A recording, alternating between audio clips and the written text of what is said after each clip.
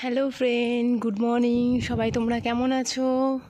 তো দেখো সকাল সকাল আজ ব্লগটা স্টার্ট করে দিয়েছি। আর আমাদের গাছের অবস্থা দেখো, পুরো গাছে ফুল গিজগিজ করছে। আর এই দেখো, সব থেকে বেশি ভালো লাগে আমার এই জবা ফুলটা। দেখো কি সুন্দর, খুবই ভালো লাগে জবা ফুলটা আমার। আর এই যে সাদা ফুলগুলো নামটা ঠিক আমি বলতে পারবো না কী ফুল, এই ফুলটাও খুব ভালো লাগে আমার। তো দেখো পুরো গাছে ফুল গিজগিজ করছে, এই দিকটা দেখো, আর এদিকে লাল জবা। তো আজকে ব্লগটা সকাল সকাল স্টার্ট করে দিয়েছি। ভিউটা দেখো এখান থেকে কি ভালো লাগছে সকালবেলাটা। আর এই যে আমাদের মাঠের ওখানে একটা প্যান্ডেল হচ্ছে দেখো। আসলে আজকে সানডে, তো ভাবলাম সকাল সকাল ঘুম থেকে উঠে পড়ি, তাই সকাল সকাল ঘুম থেকে উঠে ব্লগটা স্টার্ট করে দিয়েছি। এই দেখো এখানেও ফুল আছে, এখানে ফুল গাছগুলো ছোটো ছোটো। তো আমি এখন জামা কাপড় মেলতে এসেছিলাম ছাদে, তাই ভাবলাম তোমাদেরকে একটু শেয়ার করি যে ছাদে সকালবেলা কেমন লাগে দেখতে। আর আকাশের অবস্থা দেখো, কি ভালো লাগছে আকাশটা দেখতে। দেখো কি সুন্দর মেঘলা মেঘলা ওয়েদার, মনে হচ্ছে যেন এক কাপ চা নিয়ে এখানেই বসে থাকি, কিন্তু সেই উপায় আর নেই। যাই হোক, আমাকে এখন নিচে গিয়ে কাজ বাজ করতে হবে। ঘরের ফাইনালি সব কাজই হয়ে গেছে, বাট চা বানাবো, তোমাদের দাদাভাই এখনও ওঠেনি। চা বানাবো, তোমাদের দাদাভাইকে ডাকবো, মাম্মামকে খাওয়াতে হবে, অনেক কাজ আছে। তো চলো নিচে গিয়ে তোমাদের সঙ্গে কথা হবে। তো এখানে দেখো চা খাওয়ার পরে ভাবলাম কি টিফিনে বানাবো, তো এই যে পাস্তা বসাচ্ছি। আর তোমাদের দাদাভাই গেছে বাজারে, আজকে তেমন একটা কিছু বাজার থেকে আনবে না, শুধু চিকেনটাই আনবে। আর এই যে আলু পেঁয়াজ কেটে রেখেছি।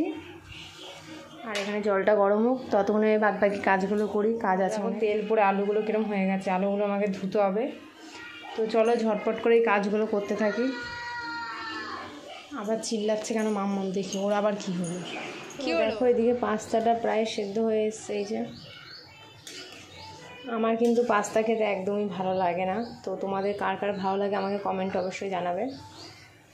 তো এর আগে আমার ম্যাগির যে একটা ব্লগে থেকে দেখিয়েছিলাম গেল রবিবার, তো একজন কমেন্ট করেছিল খুব ভালোবাসে ওরকম খেতে, তো আমারও সেম খুবই ভালো লাগে।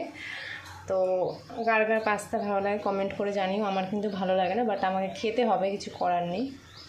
যেহেতু মেয়ের আর বরের ভালো লাগে, তো আর কী করা যাবে, খেতে তো হবে। তো আমার যেটা খেতে ভালো লাগে সেটা হচ্ছে চা। তো তোমাদের কার কার চা খেতে ভালোবাসো, কে কে চা লাভার, তো আমাকে অবশ্যই কমেন্ট করে জানিও। আমাকে যখনই চা দেবে আমি তখনই চা খেতে একদম রেডি। আর শুধু চা হলে কিন্তু হবে না, আমার তার সঙ্গে বিস্কুট চাই, সে যে কোনো বিস্কুটই চলবে, বাট চাটা আমার মাস্ট, চা হলেই হলো। সে লুচির সঙ্গে চা দাও, পাস্তার সঙ্গে চা দাও, চা হলেই হলো। তো কে কে চা খেতে আমার মতন ভালো। চলো দেখি পাস্তাটার কি অবস্থা। পাস্তাটা আবার বেশি গলে গেলেই গন্ডগোল, আর গললে তেমন একটা কিছু হবে না, কারণ হচ্ছে কি আমি এর মধ্যে তেল দিয়ে দিয়েছি। দেখো দেখতে পাচ্ছ এই তেলগুলো যে ভাসছে, দেখো অ্যাকচুয়ালি তেলটা দিয়ে দিলে বেশ গায়ে গায়ে লাগবে না, ভালোই হবে। তো চলো পাস্তাটা এবার নামাই।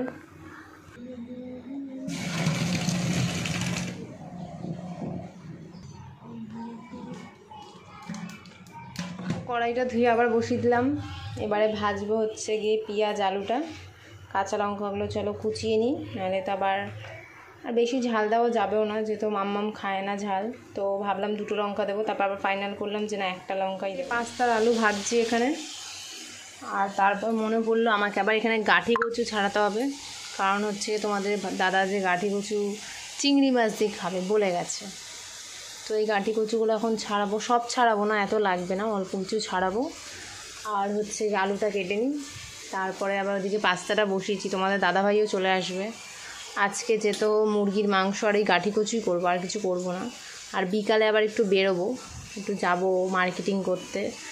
এবারে হচ্ছে গিয়ে তোমরা ভাববে যে তুমি তো বললে পুজোর কেনাকাটা হয়ে গেছে। পুজোর কেনাকাটা হয়ে গেছে, বাট আমার একটা ইয়াররিং কিনবো, একটা হোয়াইট কালারের জামা আছে, ওটার সঙ্গে একটা ইয়াররিং কিনতে হয় হোয়াইট কালার, নাহলে না ওই জামাটা ঠিক মানাচ্ছে না। তাই ভাবলাম যে চলো যাই, সেই তো বেরোতে হবে, তারপর ঘরের কয়েকটা জিনিস আনতে হবে।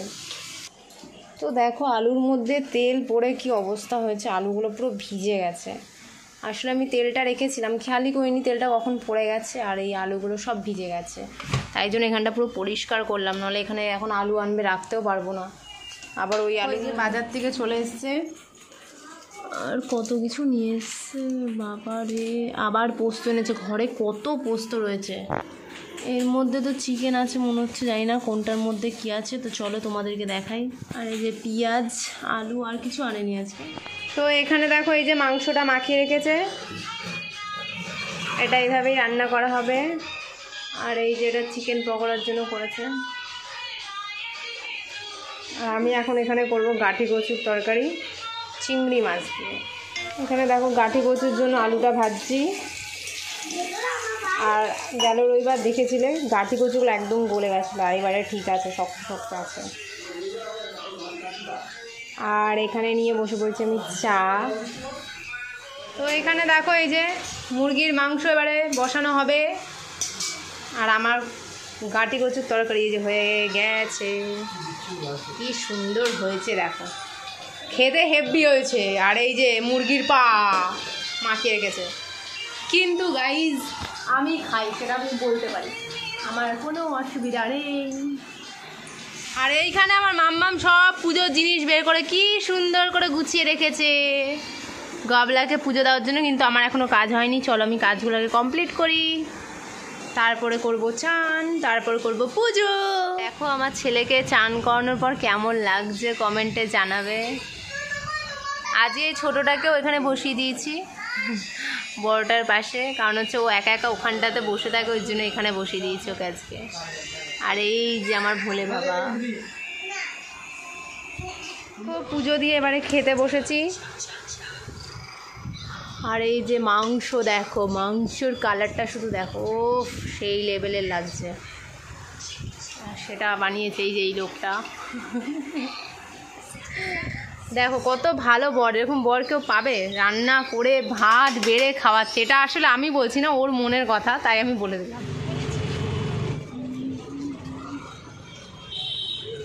তো দেখো আমরা এসেছিলাম বিগ বাজারে কিছু কেনাকাটি করতে, বাট ভেতরে আমি ব্লগ বানাতে পারিনি, কারণ হচ্ছে গিয়ে জানোই তো ভেতরে এখন অ্যালাউ নেই ক্যামেরা, তার জন্য আমি ভেতরে বানাতে পারিনি।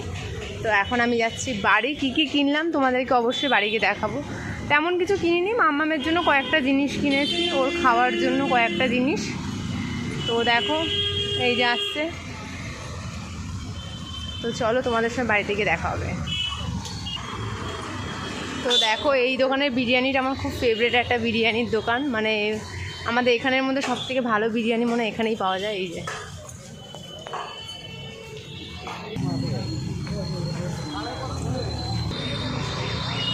দেখো এই দোকানের ইয়েলো জামাটা কি ভালো লাগছে, আমার তো মনে হচ্ছে দেখেই নিয়ে নিই, এত সুন্দর লাগছে জামাটা। তো দেখো বাড়ি চলে এসেছি, আর কী কী কিনেছি তোমাদেরকে দেখাচ্ছি। তো দেখো এখানে সবই মাম্মামের, এখানে আমার বা ওর কোনো কিছুই নেই। এটাও মাম্মামের জন্য নেওয়া হয়েছে, সকালের টিফিনের জন্য। আর এই যে হরলিক্স আনা হয়েছে, দুধটা এমনি এমনি খায় তো তাই জন্য হরলিক্স নিয়ে এসেছি। সব কিছু ওর জন্য, শুধু আমরা এমনি গেছি সাথে। ও হ্যাঁ তোমাদেরকে শেয়ার করি, শুধু এই বাটিটা আমার জন্য কিনেছি। এই বাটিটা আমি কিনেছি বলে আমার বরের মুখটা একবার দেখো, মানে একটু রাগ রাগ ভাব হয়েছে। আমার বাটিটা খুবই পছন্দ। এই বাটিটা নাকি 20 টাকা, তোমরা এই কমেন্টে বলো তো এই বাটিটা কি সত্যি 20 টাকা দাম বলো? তাও দেখো অফার দিয়েছে। এটার দাম দেখো, তোমাদেরকে আমি দেখাচ্ছি, এক সেকেন্ড দাঁড়াও। জানি না তোমরা দামটা দেখতে পারছো কি না, বাট আমি এখানে দেখাচ্ছি। দেখো আশা করি দেখতে পাচ্ছি দামটা, এবারে হালকা হালকা দেখাচ্ছে। তো দেখো কি সুন্দর হয়েছে না বাটিটা। এর মধ্যে সস দেওয়া যাবে, আমার বর অনেক রকমের সস বানাতে পারে, তো তা এর মধ্যে দেবো। আর এই যে স্কুলের টিফিনের জন্য বাউলি আনা হয়েছে মাম্মামের, ব্যাস আর কিছু নাই, কটাই জিনিস। কত টাকা হয়েছে? 700 টাকা হয়েছে, 750 টাকা হয়েছে। 750 টাকার আবার কেউ ধরে নাকি? দেখো আমার বর এখন বানাচ্ছে চিকেন পকোড়া। তো এত ঘোরাঘাড়ি করে এসে বাইরে তো কিছু না কিছু খেতে পারতামই, কিন্তু ভাবলাম না, ঘরে যেহেতু এটা করাই ছিল, তাই জন্য ঘরে এসে চিকেন পকোড়া বানাচ্ছে, তো এখন খাবো। চলো এটা খেয়ে দেখি, দাঁড়াও তোমাদেরকে বলি কেমন লাগছে।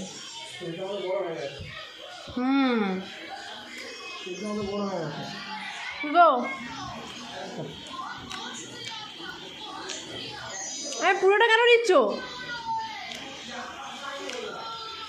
কেমন আছে বলো, কেমন বানিয়েছি আমি? शाबाश बेटा, बहुत बढ़िया। বানিয়েছে আমার বর।